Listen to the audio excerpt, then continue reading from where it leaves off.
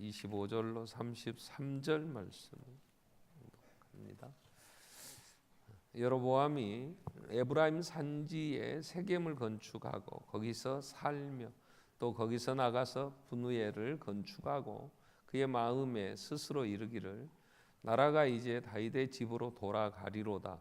만일 이 백성이 예루살렘에 있는 여호와의 성전에 제사를 드리고자 하여 올라가면 이 백성의 마음이 유다 왕된 그들의 주 르호보암에게로 돌아가서 나를 죽이고 유다의 왕 르호보암에게로 돌아가리로다 하고 이에 계획하고 두 금송아지를 만들고 무리에게 말하기를 너희가 다시는 예루살렘에 올라갈 것이 없도다. 이스라엘아, 이는 너희를 애굽 땅에서 인도하여 올린 너희 신들이라 하고 하나는 베델에 두고 하나는 단에 둔지라. 이 일이 죄가 되었으니 이는 백성들이 단까지 가서 그 하나에게 경배함이더라.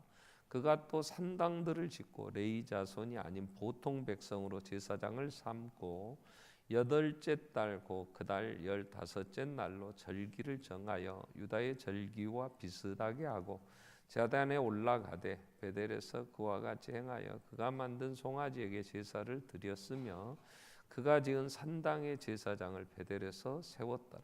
그가 자기 마음대로 정한 달 곧 8째 달 15째 날로 이스라엘 자손을 위하여 절기로 정하고 베델에 쌓은 제단에 올라가서 분향하였더라. 아멘. 찬양대 찬양 읽겠습니다.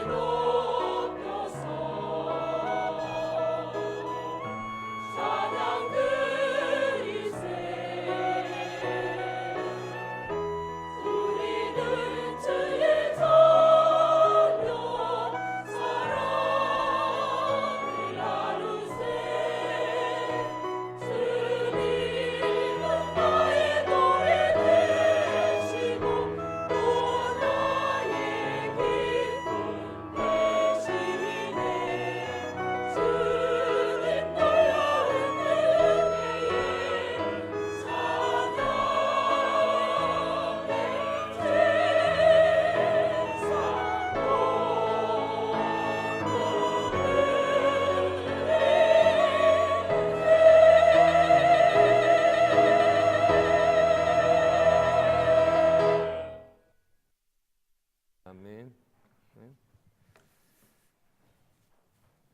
우리 열왕기상 이제 중심에서 나라가 나누어지는, 이스라엘이 남북으로 나누어지는, 그래서 분열 왕궁 시대 왕들의 역사들을 우리가 묵상하게 됩니다. 반드시 기억해야 될, 또 정리해야 될 한 사람이 여로보암입니다. 왜냐하면 이스라엘은 하나님의 불러내신 하나님의 나라, 하나님의 백성들이었는데 이스라엘의 사울, 다윗, 솔로몬을 지나면서 이제 나라가 남북으로 나뉘게 됩니다. 그 남쪽은 유다라는 국명으로 예루살렘에 이제 다윗의 그 후손들, 그 등불을 하나님 끄지 아니하셔서 왕위를 계속 이어가는데, 북쪽은 여로보암이 왕이 되면서 그 계속되는 그 반역의 역사, 그리고 결국 열왕기하 17장에 가면 마지막 호세아 왕 때에 남쪽 히스기야 왕 때, 이사야가 활동하던 시절에 아수르에 의해서 이제 다 멸망당하게 되죠. 그래서 없어집니다. 그러한 이스라엘의 역사를 우리가 여로보암을 통해서 이제 하나님이 어떻게 이제 진행을 하셨는가, 또 어떻게 진행되었는가를 성경은 기록을 하고 있기 때문에 여로보암을 살필 필요가 있죠.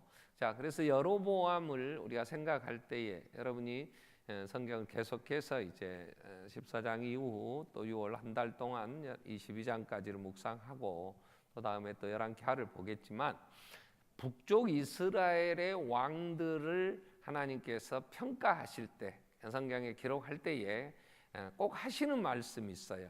북쪽 이스라엘 왕들은 하나님이 여로보암의 죄를 범하고 여로보암의 길로 행하여, 그래서 너는 잘못했다, 이렇게 얘기를 하세요. 그래서 계속해서 반복으로 나오는 단어가 여로보암의 죄, 여로보암의 길, 이 얘기를 계속합니다. 여로보암의 죄는 나라를 멸망시키는 죄였어요. 그래서 마지막 17장, 열왕기하 17장 가서 이제 21절 이후에 보면 호세아 왕 때의 아수르에 의해서 멸망당하는 그 이유를 17장 21절부터 보면, 이스라엘을 다윗의 집에서 찢어 나누심에, 다윗의 집에서 12지파의 10조각을 찢어서 느바세 아들 여로보암으로 왕을 삼았더니, 여로보암이 이스라엘을 몰아 여호와를 떠나고 큰 죄를 범하게 하매 이스라엘 자손이 여로보암이 행한 모든 죄를 따라 행하여 거기서 떠나지 아니하므로 여호와께서 그의 종 모든 선지자를 통하여 하신 말씀대로 이스라엘을 그 앞에서 내쫓으신지라. 그래서 이스라엘이 고향에서 아수르에 사로잡혀 가서 오늘까지 이르렀더라. 그래서 북쪽 이스라엘이 아수르에 의해서 다 잡혀가서 고향을 떠나 전 세계에 흩어져 버리죠. 흩어버립니다, 아수르가. 이렇게 이주정책을 쓰는데, 그렇게 된 이유가 여로보암이 큰 죄를 범했는데 백성들도 그 죄를 떠나지 않았다. 22절에 이스라엘 자손이 여로보암이 행한 모든 죄를 따라 행하여 거기서 떠나지 아니하므로, 그래서 여호와께서 그의 종 모든 선지자에게 하신 말씀대로 이스라엘을 그 앞에 내쫓으셨다 그랬어요. 그러니까 여로보암의 죄가 굉장히 이게 무서운 거고, 또 하나 여로보암이 죽은 다음에 모든 왕들과 이스라엘 백성들이 그 죄에서 떠나지를 못해요. 그러니까 이게 큰 악영향을 미친 거예요.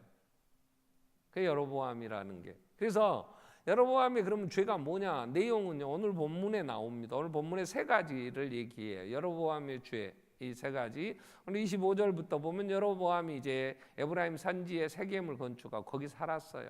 거기 또 분우엘도 자기 이제 왕이 되어서 사는데, 그 마음에 이런 생각을 해요.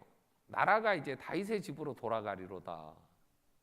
자기 마음에, 아니 하나님이 10지파를 찢어서 나라를 왕이 되라고 했는데 자기 마음에 스스로 생각을 그렇게 하는 거예요. 나라가 이제 다윗의 집으로 돌아가리라. 왜 그러냐면 27절부터 만일 이 백성이 예루살렘에 가서 여호와의 성전에서 제사하고, 그리고 또 1년에 3번씩 이스라엘 백성들은 어디에 있든지 거리가 멀든 가깝든 온 각처에 있는 이스라엘 모든 남자는 반드시 1년에 3번씩은 예루살렘에 가야 돼요.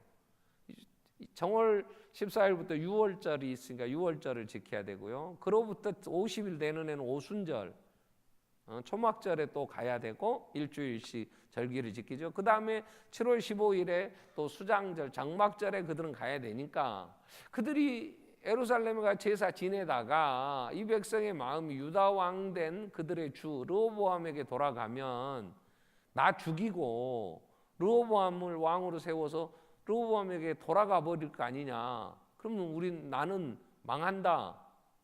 이런 생각이 드는 거예요. 그래서 금송아지 둘을 만들어요.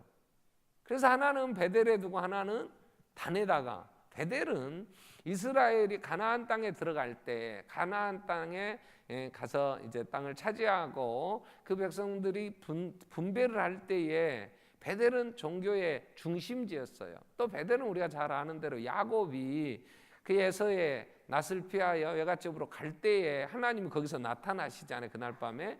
그리고 돌아올 때에도 하나님께서 베델에서 약속하신 그 약속을 야곱에게 지켜라. 너는 베델로 돌아가라. 이래가지고 베델은 언제나 하나님을 만나고 종교의 중심지였어요. 거기 하나 세우고 저 북쪽에다 북쪽에다가 부엘세바에서 저 단까지, 그러면 이스라엘의 남북, 우리 같으면 백두에서 한라까지 그런 단어예요. 그래서 단 지방에다가 금송아지를 두고 금송아지만 놔두서 거기 산당을 짓고 거기서 이제 제사하라고 그렇게 얘기해요. 제사하려니까 또 제사장이 필요하잖아요. 그러니까 레위 지파 중에 아론의 후손들이 제사장이 돼야 되는데 일반 백성, 보통 백성으로 자기가 원하면 제사장을 삼았어요. 왜냐? 제사장들이 여로보암이 이렇게 잘못 행하니까 경건하게 살려고 하는 제사장들과 많은 이스라엘 백성이 예루살렘으로 많이 이주해 버렸어요. 그러니까 제사장을 찾기가 어려우니까 보통 백성 누구든지 자원하면 제사장 삼아서, 그리고 7월 15일에 수장절, 장막절 이런 절기에 그날을 비슷하게 해서 자기 마음에 계획해가지고 8월 15일로 절기를 정해놓고 그때 분양하면 된다. 우리를 인도한 신은 여기 있다. 예루살렘 가서 뭐 하나님 섬길 필요 없다. 이렇게 된 거죠. 이 얘기는 완전히 우상 숭배자죠. 불신앙이 하나님을 섬기지 않아요. 그로 인하여 그는 불순종하고 우상 숭배자가 되고 그 영향은 그 후손들까지, 그래서 결국 그 나라가 망한단 말이에요. 자, 여로보암이 왜 이러한 죄를 범하느냐, 이제 오늘 우리가 살피려고 하는 게 이 부분인데요. 왜 여로보암이 이렇게 우상 숭배자가 될까? 그래서 시편 14편은 어리석은 자는 그 마음에 이르기를 하나님이 없다도다. 어리석은 자, 마음에 하나님이 없으니까. 그래서 그들의 행위는 부패하고 그 행실이 가증하니 선을 행하는 자가 없어요. 하나님 위에서 하늘에서 살펴보시면 다 하나님을 찾는 자가 있는가 보려 하나도 없고 다 치우쳐 무익하게 돼. 그게 하나님의 은혜가 없으니까 이제 이렇게 되는 거죠. 근데 여로보암은 아무 공로 없이, 아무 행한 일 없이 왕된 사람이에요. 11장에 우리가 묵상한 대로 여러분 11장에서 이제 여로보암이 누군가 대한 얘기를 하지요. 26절 11장 26절부터 보면 솔로몬의 신하 중 느바데 아들 여로보암이 나오죠. 근데 이 여로보암이 어떤 사람이냐 그러면 굉장히 부지런해요. 부지런해. 그래서 요셉 지파의 이제 지도자로 솔로몬이 세웠어. 근데 문제는 아이야라고 하는 선지자가 29절 30절에 보면은 이제 실로 사람으로서 아이야가 그 여로보암을 만났어요. 그러니까 이 여로보암이 어쩌든 열심히 살라고 악착같이 자기 하여튼 부족함도 커버하고 열심히 부지런히 사니까 왕이 이제 한 자리 줬는데 아이야가 오더니 두 사람만 들여 있었는데 그 옷을 찢어서 새 옷을 잡아 30절에 보면 아이야가 자기가 입은 새 옷을 잡아서 12조가리를 찢더니 10조가리를 주면서 네가 열집보 왕 될 거야 이렇게 된 거예요. 그러니까 이제 솔로몬이 이거 왕 이제 내가 왕 될 텐데 이러면서 이제 대적하게 되니까 그때는 이제 솔로몬이 왕권을 갖고 있으니까 이게 싸가지가 없잖아요. 이 지방 방백이 요셉 지파의 이제 지도자가 자기를 거기 가니까 얼마나 그냥 핍박을 해서 그런 거 도망가 버려. 망명 갔어요. 정치적 망명, 애굽으로. 그런 사이에 솔로몬이 죽었어. 그러니까 백성들이 우리도 다 민주운동 하고 막 그렇게 하다 보면 하도 핍박하면은 망명 가 있다가 죽으면 정권이 바뀌면 또 오잖아요. 그래갖고 막 이제 대통령 되고 오는 일들이 있죠. 그래서 온 백성들이 여로보암을 불러서 이제 솔로몬이 죽은 다음에 르호보암에게 가서 얘기를 하는 거예요. 대표가 돼서 너가 아버지가 한 대로 할래? 너 우리 종 될래? 그러니까 르호보암이 우리 아버지보다 나는 더 할 거야. 그러니까 이제 나눠지게 됐잖아요. 그래서 이제 아버지로 더불어 이제 왕된 사람이 이 여로보암이란 말이에요.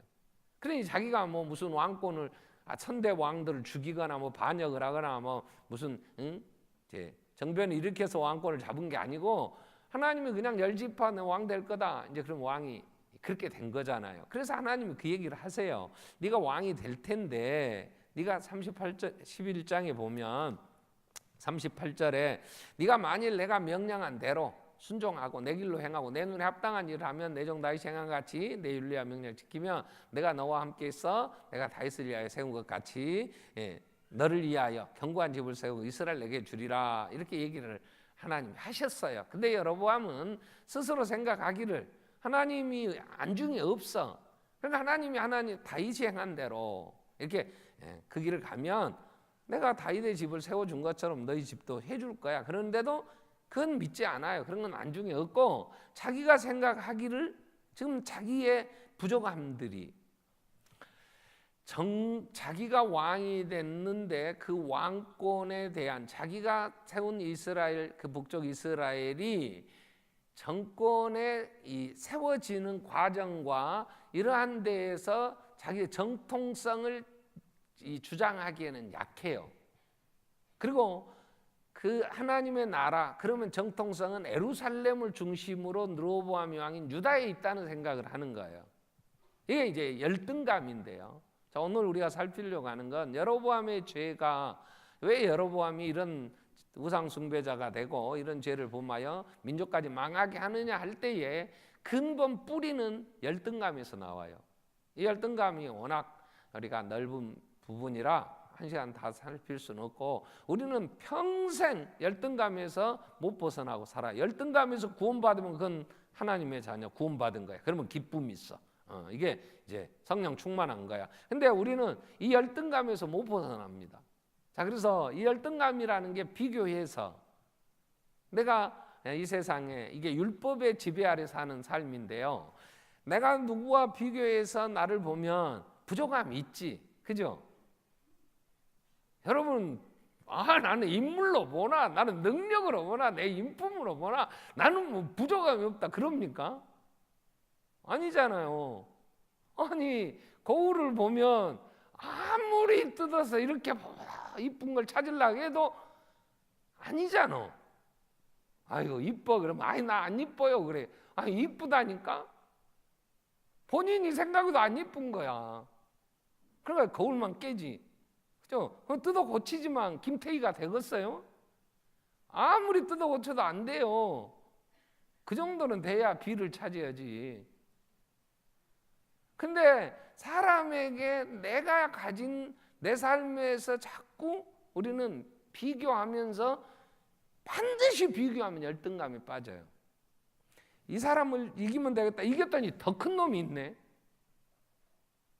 아니 내가 이것만 이기면 될 줄 알았는데 세상은 넓고 똑똑하고 잘난 사람은 부지기수로 많고 나는 부족하고 그러니까 늘 우리는 그러한 데에 대한 이 공고함과 두려움들이 있어요. 에덴 동산에서 쫓겨난 인간에게 나타나는 현상이 그거예요. 그래서 가인이 아벨을 죽이는 거예요. 형이 동생을. 왜 가인이 아벨을 죽이냐? 가인은 동생이 하나님께 드린 제사는 하나님이 받고 자기 제사는 안 받은 것에 대한 열등감, 열받는 거야. 죽여. 그리고 하나님이 왜 아벨의 피가 소리를 지르는데 아벨 어디냐? 그래. 내가 지키는 자입니까? 이러면서 하나님을 향하여. 그리고는 자기는 불안해서 어떻게 살 수가 없어. 왜? 모든 사람이 자기를 죽일 것 같아. 모든 사람이. 누가 뭐 자기를 죽인다 했냐고. 근데 그런 두려움에, 그래서 사람이 이 두려움을 해결하려고, 이 열등감에서 벗어나 보려고 그럴듯하게 자기를 꾸미려고 하는 게, 그래서 인간은 모두 다 거짓됐다. 하나님은 그래요. 외식, 대부분 포장을, 과대 포장을 합니다. 그 화장을 심하게 하는 건 좀 속에 뭔가 불안하니까 그래. 그냥 있는 대로 매는 쌩얼 괜찮잖아. 그럼 뭐 때문에 막 화장품에서 돈 벌게 하냐고. 화장품에서 주가는 떨어지지도 않아요. 불경기가 없습니다. 인간의 열등감이 그 회사 먹여 살리는 거야. 명품 회사들 그 옷값은요 천정을 막 그냥 찔러. 근데도 과대포장, 수렉이라는 영화에 그 수렉이 그 악당 집 앞에가 엄청난 궁궐 큰 집을 지어놔. 그러니까 수렉 딱 한마디, 열등감이 많은 모양이다 이래요. 왜냐? 그 많은 걸 막 포장해가지고 자기를 막 그릇듯하게 막 하려고. 우리 이솝우화에도 황소가 이제 개구리가 지나가다가 황소를 받은 배가 집에 와서 엄마한테 이렇게 큰 거 봤다. 그러니까 자기 배를 내밀려 이만큼 하더냐, 아니 더 큰 거 이만큼 하더냐, 아니 더 큰 거, 빵 터져 죽었다더만. 여러분, 정통성에 대한 문제, 이거 우리나라의 정권들이 그 정권을 잡았는데 정통성 시비가 되면요 백성들이 야 그러면 죽였잖아. 그 5.18 같은 거, 60항쟁 뭐 이런 게 다 그런 데서 일어나잖아요. 여로보암이 지금 불안정한 거야. 정통성으로 따지면 저쪽이 훨씬 더 뭐라고 해도 자기는 알아. 그러니까 그쪽으로 가면 그 왕을, 르호보암을 주로 섬기고 자기 죽일 것 같으니까 이런 죄를 범하는 거야. 이 사건과 바로 이어 이제 13장이, 여러분 13장을 묵상하셨으면 복을 받을 거예요. 이 성경 안 읽으면 할 수 없고, 13장이 내가 성경을 읽다가 늘 생각나는 단어가 하나 있어요. 이 13장을 읽을 때마다 뜬금없이 그런 생각이, 뜬금없이, 아니 왕들 얘기 쭉 하는데 뭐 뜬금없이 뭐 이름도 없는 선지자 죽은 얘기가 나와요. 뜬금없이. 여러분 그런 생각 안 듭니까? 성경을 쭉 읽다가 뜬금없이 이 얘기가 나오는데 어떤 얘기냐면, 유다에 사는 선지자가 하나님의 명령을 받아요. 너 베델에 가라. 가서 저 여로보암이 잘못하니 저건 잘못이라고 지적을 해줘라. 그래서 이제 가요. 그랬더니 베델에 갔더니 여로보암이 그 베델 산당에서 분향하고 있으니까, 왕이여 그건 잘못된 거요. 이 제단 당신이 잘못됐다는 거, 이 제단이 확 쪼개져 가지고 다 이 불 다 쏟아지고 이 제단이 쪼개질 거라고. 그러니까 이 여로보암이 열받아. 왜? 자기가 잘못한 것에 대해 지적해 줄 때 이 열등감에서 좀 벗어난 사람들은 그걸 잘 받아. 아, 예, 그래, 내가 잘못했네. 아, 내가 이게 잘 몰랐어. 이럴 수 있어요. 근데 열등감이 많은 사람은 자기 잘못을 인정을 잘 안 해요. 변명을 자꾸 하려고 그래요. 뭘 잘못했다. 와, 그래, 내가 잘 몰라서. 아, 내가 참 아는 것보다는 모르는 게 많어. 이런 사람은 자존감이 높은 사람이에요. 근데 열등감이 많은 사람들은 몰라도 모른다고 안 해. 왜? 자기가 모른다고 하면 무시당할 줄 알고. 그래가지고 잘못했다 그러니까 저놈 잡으랬더니 손이 말라버렸어. 걷어지지도 않고 이게 어떻게 할 수가 없어. 그러니까 왕이 그 유다에서 온 선지자에게 이것 좀 이게 기도해서 이제 풀어달라고. 근데 유다에서 온 선지자가 이름이 없어. 성경은 반드시 어떤 선지자나 어떤 일을 하더라도 하나님은 꼭 이름을 밝히거든요. 느밧의 아들 여로보암, 선지자는 뭐 이사야, 다. 근데 이 13장에 나오는 선지자 둘이 나오는데 이건 이름도 없어. 이름도 없는 선지자가 하나님이 보내서 가서 일을 했는데, 이 여로보암이 손이 뻣뻣하게 말라버렸다가 다시 곧 낫게 되니까 7절에 내가 당신 그냥 보낼 수는 없고 오셔서 왕궁에 가서 접대할 테니까 좀 쉬었다 가라. 왕이 하나님의 사람에게 이르되, 그냥 이름도 없이 하나님의 사람이요, 나와 함께 집에 가 쉬라. 내가 예물도 주리라. 그랬더니 뭐라고 하냐면 8절에 하나님의 사람이 왕께 대답해야 돼. 왕께서 왕의 집 절반을 너에게 준다 할 때 나는 왕과 함께 들어가지도 아니하고 이곳에 떡도 먹지 아니하고 물도 마시지 아니하리니. 왜냐하면 10절에 하나님께서 14장 10절에 하나님 이런 것 하나님께서 내게 말씀으로 명하셨는데 거기서는 떡도 먹지 말고 물도 마시지 말고 왔던 길로 되돌아가지 말라. 그래서 나는 갑니다 이러는 거예요. 어떻게 여기서 그러고 가는데 이 베델에 늙은 선지자가 하나 있었어요. 그 얘기를 일어난 사건에 대한 아들들에게 듣더니 안장 채워라. 그러더니 이 늙은 선지자가 이 상수리아 마을에서 지금 유대에서 와서 일하고 아무것도 먹도 못하고 돌아가는 선지자를 찾아가더니 18절에 보면 거짓말로 가서 뭐라 하냐면 그가 그 사람에게 이르되 그가 누구냐? 늙은 선지자가 유대에서 온 선지자한테 하나님 나도 그대와 같은 선지자라. 천사가 여호와의 말씀 내게 이르기를 당신을 내 집으로 청하여서 떡도 주고 물도 주라 그랬다. 근데 이는 속임이라. 거짓말. 자기는 거짓말. 늙은 선지자는 거짓말을 하는 걸 다 알아. 하나는 그런 적 없어. 근데 가갖고 그 유다에서 온 선지자를 자기 집으로 데리고 와서 떡을 먹여. 그러니까 이 자기도 선지자라고 또 하나님은 그랬다 하니까 하나님은 거짓말 안 해요. 한번 하신 말씀을 반드시 실행하시는 거니까 이 유다에서 온 선지자가 그걸 알았어야 되는데 하나님이 바꾸지 않거든. 근데 이 늙은 선지자가 자기도 선지자라고 그러니까 또 배도 고프고 먹고도 싶고 그러니까 하나님이 또 이 사람 보내 나를 접대한 모양이다. 그리고 하나님이 변해버린 거야 여기서. 하고 죽어버려. 왜 죽냐? 하나님 허락하지 않은 걸 했다고. 또 이 20절에 보면 이 늙은 선지자가 뭐라고 하냐면 그들이 상 앞에 앉았어. 그랬더니 늙은 선지자한테 말씀이 임하는데 내려온 선지자한테 말씀이 오는데 그래서 너 사자에 물려 죽는다. 그래가지고 26절에 사자에 물려 죽어버렸어요. 가다가. 그랬더니 또 늙은 선지자가 자식들한테 그 시체 걷어오라고 해갖고 장사를 지내. 그리고 유언하기를 내가 죽거든 저 선지자 옆에다 묻어라 이러는 거야. 뜬금없이 얘기가 들어오고 끝. 여기서 이 늙은 선지자의 열등감이에요. 아니 내가 베델에 있는데 왜 유대에서 멀리까지 올 건 뭐 있냔 말이야. 나를 시키면 되지. 내가 가서 하면 될 거 아니야. 근데 자기가 쓰임받지 못한 것에 대한 이 열등감으로 인식이 하는 거야. 그리고 이 늙은 그 하나님의 사람 이름도 하여튼 하나님 안 밝히고 사자에 물려 죽어버렸어. 사자가 먹도 안 해 그 시즌. 배고파서 잡아먹은 것도 아니고. 그럼 이 늙은 선지자는 열등감이 가득 차 있는 거야. 같은 선지자로서.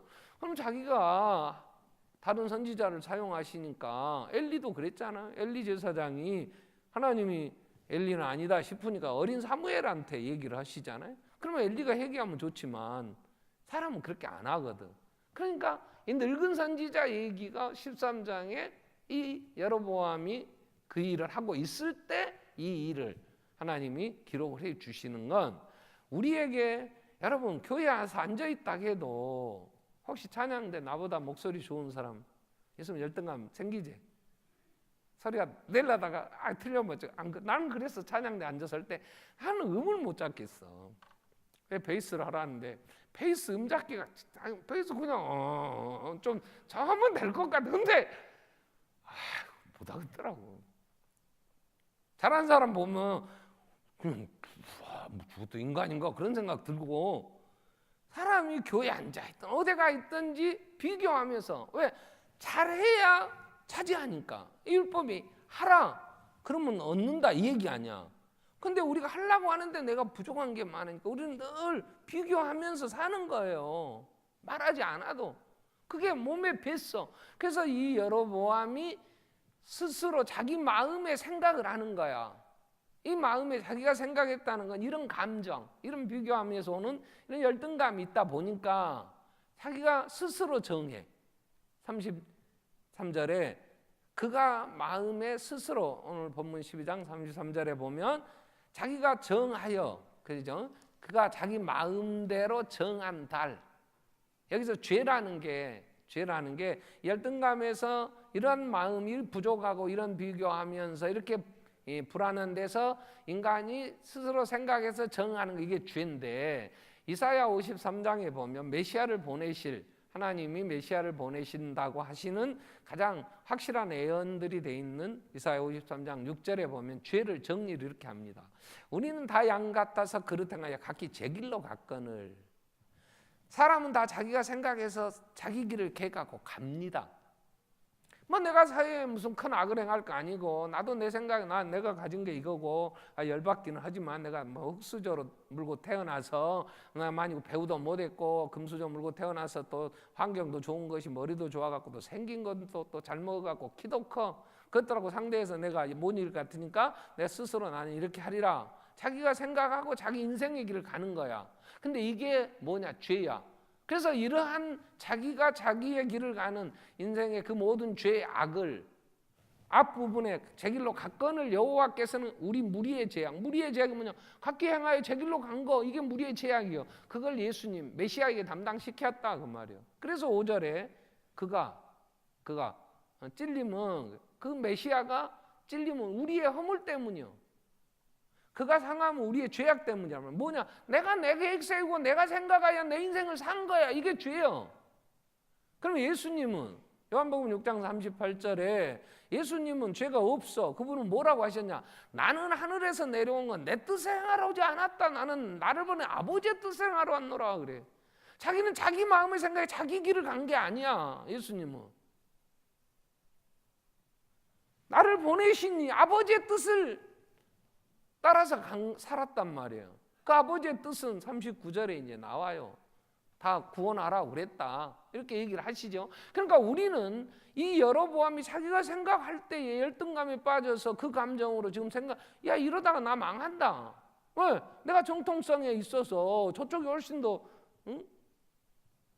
정통인데 그럼 백성들이 나 죽일 거 아니냐. 그래서 자기가 자기의 살 길을 찾는 거야. 이걸 일반적으로 정치에서는 정책, 그 정부에서 어떤 정책을 만들어서 이제 이러이러 하겠다고 한다는 그런 거겠죠. 여로보암이 하나님이 없이 하나님의 나라가 아닌 자기 생각대로 그러한 정책을 세워서 베델과 다네다 금송아지 만들고 보통 사람 제사장 삼고 그렇게 날짜 지 마음대로 정해가지고 행하라고 한 것은 죄란 말이에요. 하나님 우상 숭배자고 하나님 불순종이고 하나님이 없는 삶이니까. 근데 그 영향을 그대로 계속 맺었다. 그러면 우리는 내 열등감 그 마음에서 여러 가지 계획하고 가면 우리도 여전히 여로보암 같은 죄를 범할 수밖에 없어요. 그러면 이 열등감을 해결해 주시고 열등감에서 벗어나게 하시는 게 구원이야. 구원. 에덴 동산에서 쫓겨난 인간은 이 감정, 이 불안, 두려움에서 벗어날 길이 없어요. 그러니까 자꾸 나보다 나은 사람들 불안하니까 그렇게 거짓말하고 또 꾸며서 나도 그럴듯하게 꾸며갖고 들이대보지만 안 되고 불안하고 살인하고. 사울이 왜 다윗을 죽입니까? 왜 그렇게 쫓아다닙니까? 사울 왕은 왕이잖아요. 그 모든 권력을 가졌잖아요. 어린애가 막대기 하나 들고 다니면서 양치는 애기를 왜 죽이려고 해요? 이 사울은 골리앗 앞에 너무 자기가 초라했어. 골리앗 앞에 숨어 이제 그 모든 백성들이 떠는 것은 골리앗 앞에 자기를 놓고 보니까 자기는 너무 초라한 거예요. 그 다윗 골리앗을 함부로 쳐다볼 수도 없는 거야. 근데 어린애가 오더니 딱 가가지고 그냥 돌멩이 하나 갖고 물매에 달아서 그냥 한 방에 떨치더니 골리앗을 죽이는데, 그러면 다 사울이 골리앗 죽인 다윗을 받아들이고, 야, 네가 정말 이 나라를 구했구나. 야, 너는 정말 귀한 제목감에 그럽니까? 또 다윗을 시기해갖고 이 다윗보다 자기가 이제 못하니까. 그래 다윗하고 친한 요나단한테 이 미친놈아, 쟤가 살면 네가 왕이 못 돼. 죽여야 돼. 막 이런 거 막 미치잖아요. 미쳐. 그러니까 사람이 이 구원이라는 건 하나님이 이러한 우리의 상태에서 우리를 구원하시는데 어떻게 구원하시냐 말이야. 하나님이 우리를 구원하실 때 딱 한마디 하시죠. 예수 믿으세요. 주 예수를 믿으라. 그리하면 너와 내 집이 구원을 얻으리라 그랬어. 그러면 예수를 믿는다는 게 뭐야? 여러분 예수를 믿으십니까? 아멘 하려고 해도 또 뭔 말 물어볼까 봐서 지금 크게 못하지. 우리가 예수 믿는다고 그래. 그러면 예수를 믿는다는 게 뭐냐 그럴 때 예수를 믿는다는 그 내용은 하나님이 나를 사랑하신다. 아멘. 그 사실이에요. 하나님이 나를 사랑하는. 요한복음 5장 8절에 로마서 5장 8절에 자 우리가 죄인 되었을 때에 그리스도께서 십자가에 죽으신 것은 하나님께서 우리에 대한 자기의 사랑을 확증하신 것이단 말이야. 예수 십자가에 죽으신 거 믿으라는데 그게 그 믿음의 내용은 하나님이 나를 이렇게 사랑하신다는 거야. 근데 여러분, 내가 불안하고 내가 정말 열등감에 빠지고 어떻게 안 돼 시기하고 질투하는데 여기서 어떻게 구원받을 수 있냐? 요한일서 4장 18절은 이렇게 정리를 해요. 온전한 사랑이, 요한일서 5장 18절에 온전한 사랑 안에는 두려움이 없고 온전한 사랑이 두려움을 내어 쫓나니 두려움에는 형벌이 있다.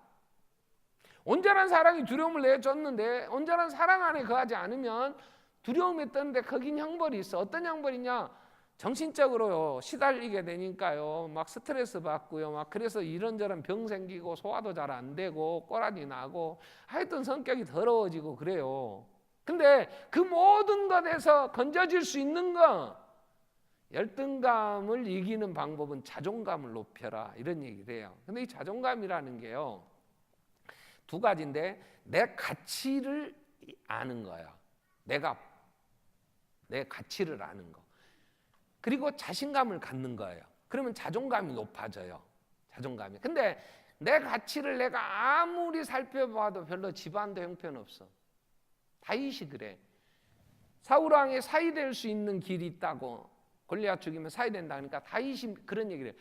나같이 미천한 게 집안도 형편없고 가진 것도 없고 어떻게 감히 왕의 사이가 될 수 있습니까? 그 엄청난 일은 자기의 신분으로는 안 됩니다. 얘기해. 그러나 그 조건, 그런 환경에서 다윗은 심히 초라하고 심히 가진 거 없으니까 약할 수 있어. 근데 다윗에게 있는 건 뭐냐? 하나님은 나의 목자가 되시고 내 아버지가 되십니다 하는 이 절대적 가치, 이건 상대적 누군가 비교해서 오는 게 아니고 하나님의 자녀라는 사실 앞에, 골리앗 앞에도 담대하게 서는 거야.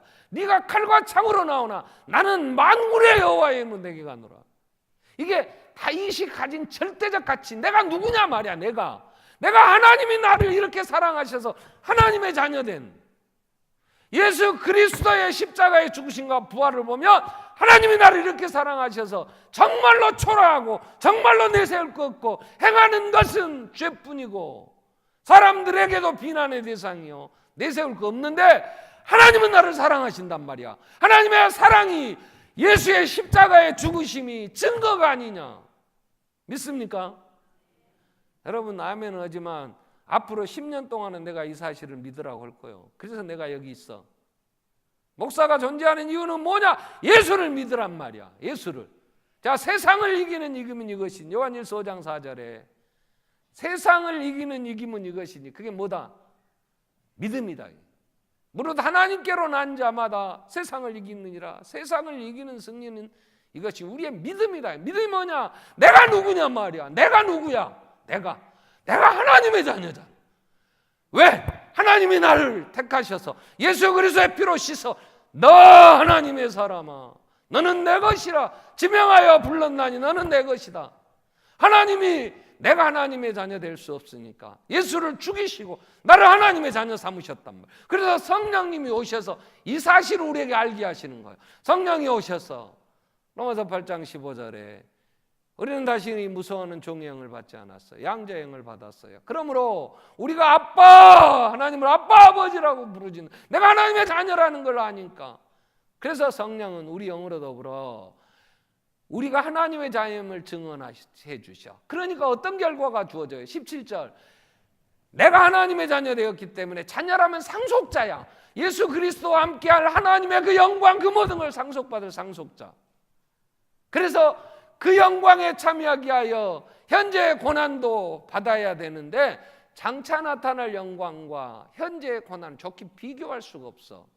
지금 내가 비록 많은 환경 조건에서 다른 사람에 비해서 가진 게 없고 약하고 무능하고 또한 은사가 그렇게 썩 내세울 만한 게 없을지라도 하나님 그 은혜 안에서 하나님께서 내게 주신 그 역량, 하나님이 가장 적당하게 지으셨기 때문에 자족할 줄 알며 그 영광을 바라보며 우리는 존귀한 자로 내 스스로 자존감이 높아져 누구에게도 비굴하지 않고 당당할 수 있단 말이야. 하나님의 자녀의 삶을 산단 말이야. 그래서 오늘 우리가 예수 그리스도 안에서 네가 누구냐? 계속 하나님은 네 사랑 안에 거하라고. 그래서 바울은 감옥에 갇혔어요. 몸은 병들었어요. 환경으로 보면 더 이상 어떻게 말할 수가 없어요. 그러나 빌립보 4장 13절에 그가 뭐라고 얘기를 합니까? 그렇게 척박한 땅, 그런 감옥에 몸도 병들어 죽음을 얼마 이제 남겨두지 않은 때에도 내게 능력 주시는 자 안에 나는 모든 것 할 수 있느니라. 그는 예수 그리스도 안에서 하나님의 자녀이기 때문에 그의 존귀한 하나님이 그를 아름답게 세우셨기에, 그래서 로마서 8장은 성경 중에 가장 복된, 스페너라는 신학자는 성경이 반지와 같다면 로마서는 반지의 보석과 같고, 그 로마서 8장은 보석에 반짝거리는 그 부분과 같다, 그런 얘기를 해요. 그 8장 1절부터 예수 그리스도 안에는 결코 정죄함이 없나니, 그러면서 내가 죄와 사망의 법에서 예수 그리스도께서 생명의 성령의 법 아래 해방시켜서 생명의 성령의 법 아래 하나님의 자녀 되게 하셨다. 이건 우리는 알 수 없는 것을 3절 4절에 하나님이 그 아들을 죄 있는 육신의 모양으로 보내어 육신의 죄를 정하사 율법의 요구, 성령을 따라 행하는 우리의 율법의 요구를 이루어지게 하셨느니라. 그러면서 찬송하리로다. 그러면서 31절에 얼마나 넘치는 감격의 겨운 찬양을 합니까? 자, 누가 우리를 대적하겠냐? 누가 우리를 하나님이 하신 누가 우리를 대적하겠냐? 자기 아들을 아끼지 아니하시고 내어주신 그 하나님이 우리에게 무엇을 은사를 안 주시겠냐? 누가 나를 고발한단 말이냐? 의롭다 하시는 하나님이신데 누가 정죄한단 말이냐? 죽으셔서 내 모든 죄를 다 해결하시고 나를 의롭다 하시고 지금도 살아계신 하나님 우편에서 나를 위하여 기도하시는 주님 계신데 누가 우리를 정죄한단 말이냐? 누가 우리를 해할 수 있단 말이냐? 환난이나 35절 이후에 보면 환난이나 누가 우리를 그리스도인 끊으리요? 환난이나 공고나 박해나 기근이나 적신이 위험이나 칼이랴.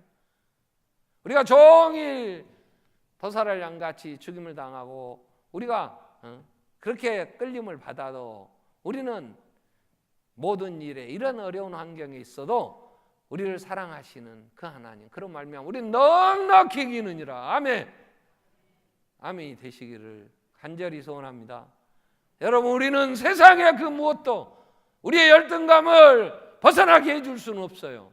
아무리 노력해 보세요. 노력하면 할수록 더욱 절망에 빠지고 더 좋은 조건에 더 많은 것 가지고 더 똑똑한 사람들이, 여러분, 머리가 별로 돌아가지도 않는데 과외도 못해. 그런데 머리도 잘 돌아간 것이 돈도 많아 쪽집게 가야 하면 누가, 요즘은 서울대학교도 경제력이 가게 한답니다. 돈이 있어야 된다더만. 뭐 꼭 그런 것만은 아니지만, 뭐 거기 가는 게 하나님 자녀는 아니지만 환경 조건 우리는 척박하잖아. 자, 그러면 잘못하면 좌절 낙심할 수 있어요. 우리의 가진 능력으로 보면 우리의 환경을 헤쳐나가기가 얼마나 어려워. 자, 그런데 하나님은 살아계신단 말이에요. 하나님은 전능하시단 말이에요. 그 하나님이 나를 사랑하신단 말이에요. 아멘. 아멘. 그건 믿어. 그건 믿어야 될 일이요. 하나님은 살아계십니다. 아멘. 하나님은 전능하십니다. 아멘. 그 하나님이 나를 사랑하십니다. 아멘. 그 믿음이 세상을 이긴다니까. 안 믿어지면 기도해야지. 하나님, 성령님 오셔서 말씀을 통하여 내 눈을 열어 내가 예수를 믿게 해주세요. 아멘. 아멘. 부지런히 예수를 믿어. 그러려면 성경을 보면서, 여러분, 스스로 마음에 생각하여 자기가 계획한 대로 가는 여로보암처럼 열등감에 빠져 살지 마세요. 스스로 생각하니 내가 이런 조건에서 무시당할 것 같으니까 어쨌든 꾸미자고, 아무리 꾸미고 아무리 과대포장하고 아무리 악쓰고 달라들고 싸워도 그 마음의 평안은 없단 말이에요. 성령님이 내가 하나님의 자녀임을 알게 하실 때 우리 안에 기쁨이 있어요. 그래서 성령의 열매가 사랑이요 기쁨이요 일하기요, 그리고 화평케 하며 하나님의 사람으로 많은 사람들과 더불어 충성하며 절제하면서 하나님의 나라를 이룰 수 있잖아요. 그렇기 때문에 오늘 여로보암의 죄는 하나님의 은혜가 없이 혼자 자기 스스로 생각하고 자기 길을 계획하고 진행하는 사람들이 맺히는 우상 숭배의 길인 거예요. 우리도 하나님 그 은혜 안에 있지 아니하면 내가 내 환경을 정확하게 판단하고 그리고 헤쳐나가겠다고 계획 세우고 가면서 어쨌든 내 힘을 키우겠다고, 그게 하나님 의지하는 게 아니고 우상 숭배자지. 자기 기술을 연마시키고 자기가 가진 걸 더 갈고 닦아서 이루겠다고 하는 게 어디 하나님을 의지하고 하나님 섬기는 자의 삶이냔 말이에요. 그 과정에서 좌절도 하고 올라가면 올라갈수록 더 첨예한 대립을 해야 되니까 쉬지 못하고 날마다 정말 얼굴을 봐도 이건 천국의 기쁨이 없어. 그냥 삶에 찌들려 가지고 얼마나 얼굴을 보면 곱게 늙읍시다. 아멘. 믿음으로 곱게 늙어. 얼굴을 봐도 성령의 열매가 충만하여 고약하게 마귀 앓으면 되지 말고 열등감에 빠져서 막 증오하고 하지 말고 하나님의 은혜로 나 같은 것을, 아니 세상에 하나님이 어째 나 같은 걸 이렇게 구원하셨나 몰라. 아멘. 전라도 총것을, 어이구 기도 적은 것을 어쩌다가 생기다만 것을, 아멘. 세상은 나를 존귀하게 귀하게 여기지 않지만 하나님은 보배로운 정말 하나님의 보석 바라보기만 해도 기뻐. 그 기쁨을 견디지 못하시 우리를 바라보시는 하나님의 그 은혜. 그래서 우리가 존귀한 자, 우리 스스로 우리는 하나님의 사람, 너 하나님의 사람아, 우리는 능력 주시는 자 안에서 모든 것 할 수 있는 하나님의 사람. 기도하겠습니다. 한번 더 하나님 은혜를 주십시오. 오늘 기도해야 돼요. 성령으로 충만하여 하나님의 사랑 안에 있음을, 우리가 하나님을 사랑한 것이 아니라 하나님이 우리를 먼저 사랑하셔서 그 사랑 안에서 힘을 얻으라고 우리를 구원해 주시며 이 길로 예수를 믿으라고 하시는데 우리의 믿음이 세상을 이길 수 있게 해주시고 하나님의 사람으로 온전하게 승리할 수 있게 해주십시오. 같이 한번 통성으로 우리 기도하겠습니다. 살아계신 하나님 아버지, 북쪽 이스라엘